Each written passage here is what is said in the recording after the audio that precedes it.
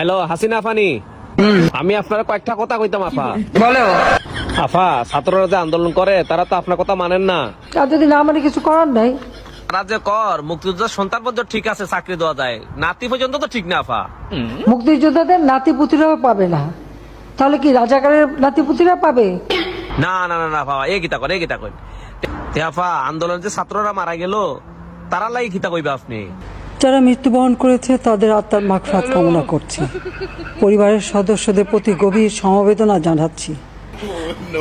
আপনজন হারাবার বেদনা যে কত কষ্টে তা আমার থেকে আর কে বেশি জানে।